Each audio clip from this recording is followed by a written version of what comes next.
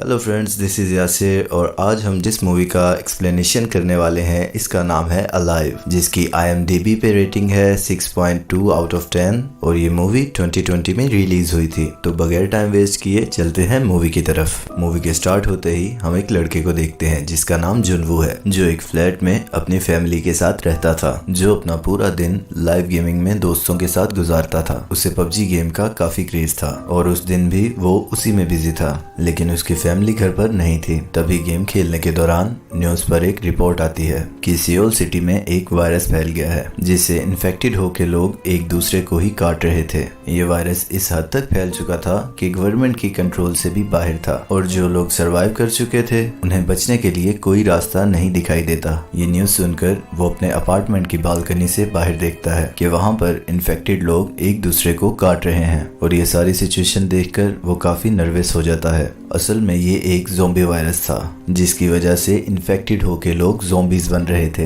अब जैसे ही वो अपने फ्लैट में आता है, उसका एक नेबर जबरदस्ती उसके फ्लैट में आ जाता है, जो जुनवू को उसका वॉशरूम इस्तेमाल करने के लिए बोलता है। और तब जुनवू न्यूज देखता है कि लोग इन्फेक्टेड होकर कैनिबलिस्टिक नेचर शो करवाते हैं, उनकी स्किन बिल्कुल वाइट हो जाती है और आईज रेड। तभी उसका नेबर ज़ोंबी में कन्वर्ट हो जाता है, लेकिन फिर भी जुनवू उसे अपने फ्लैट से निकालने में कामयाब हो जाता है और फौरन वो दरवाजे को बंद कर लेता है। जुनवू को उसकी फैमिली का मैसेज भी आता है कि क्या वो ठीक है, और एक और मैसेज भी आता है, स्टे अलाइव। वो एक स्टिकी नोट पर अलाइव लिखता है और उसे अपने पेरेंट्स की तस्वीर के साथ लगा देता है और ये सब वो एज अ मोटिवेशन कर रहा था। जुनवू खुद को फ्लैट के अंदर ही बंद कर लेता है और मेन गेट के आगे फ्रिज रख देता है ताकि वो ज़ोंबीज अंदर इंटर ना हो सके। हेल्प के लिए वो एक सेव नोट सोशल मीडिया पर अपलोड कर देता है ताकि कोई उसकी पोस्ट को पढ़ के उसकी हेल्प करे, लेकिन कोई भी उसकी मदद के लिए नहीं आता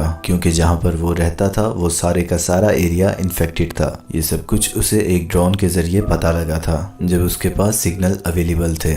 उसके सेलफोन की बैटरी भी डेड हो चुकी थी। नेबरहुड में ये वायरस तेजी से फैल चुका था और सब लोग ज़ोंबीज बन गए थे। इन ज़ोंबीज की एक खास बात ये थी कि ये ज़ोंबीज बनने के बावजूद अपने डेली रूटीन की सारी हैबिट्स याद रखते थे, जैसे कि मूवमेंट, सुनना, देखना। जैसे अगर ये सुबह ऑफिस जाते थे तो ज़ोंबी बनने के बाद भी ये ऑफिस जा रहे थे और यही इन ज़ोंबीज का एक नया कंसेप्ट था। जुनू को याद आता है कि वो रेडियो के थ्रू किसी से कांटेक्ट कर सकता है, लेकिन उसके घर में इस किस्म की कोई भी डिवाइस अवेलेबल नहीं थी। वक्त गुजरता जा रहा था और जुनू डेली मदद के लिए वीडियो बनाया करता था। हर वक्त घर में रहने की वजह से उसकी फूड सप्लाई और इंटरनेट और सभी नेटवर्क्स खत्म होते जा रहे थे। रात को वो एक पुलिस ऑफिसर को देखता है जो अपनी जान बचाने के लिए उन ज़ोंबीज से लड़ रही थी, लेकिन वो ज़ोंबीज उसे भी मार डालते हैं। सब कुछ जुनवू की आंखों के सामने हो रहा था। वो उन ज़ोंबीज का ध्यान अपनी तरफ लगाने के लिए उस पुलिस ऑफिसर को बचाने की बहुत कोशिश करता है, लेकिन इसका कोई फायदा नहीं होता। इसी दौरान एक ज़ोंबी मेन डोर को ओपन करके जुनवू की तरफ आने की कोशिश कर रहा था और तब वो ज़ोंबी को लटक कर डिस्ट्रैक्ट करता है, जैसे कि वो नीचे गिर गया है और इसके साथ ही पीछे ज़ोंबी आते हैं और नीचे गिरकर मर जाते हैं, जबकि जुनवू समझदारी का मुजाहिरा करके बच जाता है। अब इन ज़ोंबीज से तो वो जान बचा लेता है, लेकिन वो देखता है कि घर में खाना भी खत्म हो चुका था और तब वो ड्रिंक करके अपना गुजारा करने लगा था। स्टार्टिंग में उसे अच्छा फील होता है, हेलुसिनेशंस होते हैं कि उसकी फैमिली घर आ चुकी है और सब कुछ नॉर्मल है, लेकिन असल में ऐसा नहीं था। सडनली उसके मोबाइल का नेटवर्क रिस्टोर होता है और उसकी फैमिली की तरफ से एक वॉइस मैसेज आया होता है। वो वॉइस मैसेज एक नॉर्मल इंसान में लास्ट था क्योंकि अब वो भी ज़ोंबीज बन चुके थे। वो काफी गुस्से में आ जाता है और घर की सारी चीजें तोड़ने लगता है। गुस्से में आकर वो घर का सारा सामान तोड़ देता है और फ्लैट से बाहर आ जाता है, लेकिन इन खौफनाक ज़ोंबीज से लड़कर और इनका खतरनाक रूप देखकर वो फ्लैट में वापस आ जाता है और उसके दिमाग में एक ही बात घूम रही थी, जो थी स्टे अलाइव।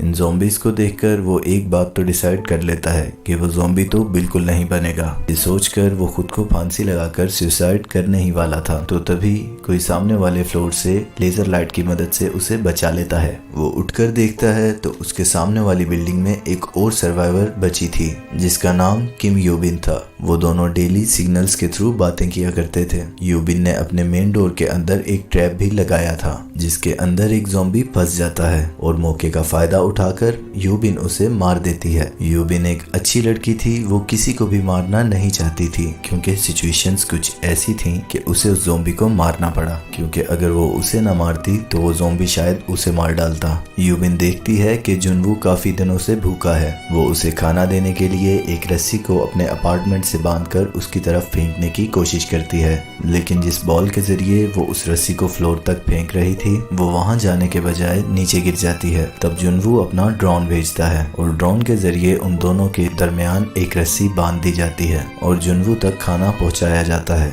जिसके बाद एक ज़ॉम्बी उस बॉल को देख लेता है जो कि अपनी रियल लाइफ में एक फायर फाइटर था और उसे रस्सी पकड़कर आसानी से ऊपर चढ़ना भी आता था, क्योंकि ज़ॉम्बीज की नेचर में शामिल था कि वो अपनी किसी भी हैबिट को नहीं भूलते थे। वो उस बॉल को पकड़कर खींचता है जो कि रस्सी के सहारे यूबिन के रूम में एक टेबल के साथ बांधी गई थी। वो टेबल अपनी जगह से मूव करता है और जोर से आकर यूबिन के लगता है, जिसकी वजह से वो बेहोश हो जाती है और वो ज़ॉम्बी रस्सी को पकड़कर ऊपर चढ़ने लगता है। जुनवू अपना ड्रोन उस ज़ॉम्बी की तरफ भेजकर उसे डिस्ट्रैक्ट करता है और उसके फेस पर एक कट भी लगा देता है, लेकिन अब जुनवू के डोर पर भी ज़ॉम्बीज दरवाजा तोड़ने की कोशिश कर रहे थे, जिससे उसका ध्यान ड्रोन के कंट्रोल से भी हट जाता है और वो ज़ॉम्बी उस ड्रोन को पकड़ लेता है। लेकिन इसी दौरान यूबिन भी होश में आ जाती है और वो उसका हाथ काट देती है और वो नीचे गिरते ही मर जाता है। जुनवू डिसाइड करता है कि वो आसपास के फ्लैट्स में जाकर खाना ढूंढेगा। वो एक ज़ॉम्बी के पास से चाबी लेता है और फ्लैट के अंदर चला जाता है और जिस ज़ॉम्बी से उसने की ली थी, जुनवू को लगता है कि शायद वही फ्लैट का ऑनर है। उसको वहाँ पर खाने पीने के साथ साथ वॉकी टॉकी, ईयरफोन और माउंटेन हाइकिंग का सामान भी मिल जाता है, जिससे वो सोचता है कि यहाँ पर रहने वाला आदमी काफी एडवेंचरस था। फिर वो बेडरूम में जाता है और वहाँ पर एक लेडी को देखता है जो कि मर चुकी थी, लेकिन उस फ्लैट का मालिक आकर जुनवू पर अटैक कर देता है। जुनवू किसी तरह अपनी जान बचाकर वहाँ से निकल जाता है। वो ईयरफोन की हेल्प से रेडियो के थ्रू मैसेज भेजना चाहता था, लेकिन अनफॉर्चुनेटली रेडियो भी डाउन था। अब जुनवू एक वॉकी टॉकी यूबिन को भेज देता है। वो दोनों वॉकी टॉकी के जरिए काफी दिनों तक एक दूसरे से बातें करते रहते थे। यूबिन जुनवू को बताती है कि उसे हाइट से बहुत डर लगता है। यहाँ पर हमें ये रियलाइज होता है कि खाने पीने के अलावा एक इंसान को दूसरे इंसान की जरूरत पड़ती है, क्योंकि अकेलापन भी किसी नुकसान से कम नहीं है। पानी पीने के लिए ये दोनों बाहर कंटेनर्स रखा करते थे। जब बारिश होती थी तो वो कंटेनर्स पानी से भर जाया करते थे। एक दिन बहुत सारे ज़ॉम्बीज उस पूरे अपार्टमेंट में फैल जाते हैं। उन ज़ॉम्बीज की मूवमेंट से ऐसा फील हो रहा था जैसे बारिश हो रही है, लेकिन असल में वो उन ज़ॉम्बीज के भागने की आवाज थी। भगदड़ में यूबिन से कुछ चीजें गिर जाती हैं, जिससे साउंड क्रिएट हो जाता है, जिससे सारे के सारे ज़ॉम्बीज उसी के फ्लैट की तरफ आने लगते हैं। लेकिन तभी जुनवू यूबिन के साथ वाले फ्लैट पे अपने घर के लैंडलाइन नंबर से कॉल करता है, जिससे वो सारे ज़ॉम्बीज यूबिन के साथ वाले फ्लैट में चले जाते हैं। यानी इन ज़ॉम्बीज के सुनने की पावर काफी स्ट्रॉन्ग थी। ये दोनों बात करते हैं कि अगर वो दोनों ऐसे ही पड़े रहे तो एक दिन मर जाएंगे। यूबिन बताती है कि जुनवू की बिल्डिंग के फ्लोर नंबर 8 पर कोई भी ज़ॉम्बी नहीं देखा गया। वो कहती है कि हमें वहां जाकर अपने जिंदा रहने के लिए खाने को ढूंढना होगा। वो लोग जैसे ही नीचे आते हैं तो उनकी लड़ाई ज़ॉम्बीज के साथ छिड़ जाती है। वो किसी तरह मुश्किल से अपनी जान बचाकर लिफ्ट में आते हैं और 8th फ्लोर तक जाते हैं, लेकिन ज़ॉम्बीज जो कि उनका पीछा नहीं छोड़ रहे थे वो भी वहां पर आ जाते हैं। तभी एक अननोन पर्सन वहां पर आता है और उन्हें उन ज़ॉम्बीज से बचा लेता है। वो आदमी उन दोनों को खाना और पानी ऑफर करता है। यूबिन स्टार्ट से ही उस आदमी पर डाउटफुल थी, जिस वजह से वो खाना नहीं खाती,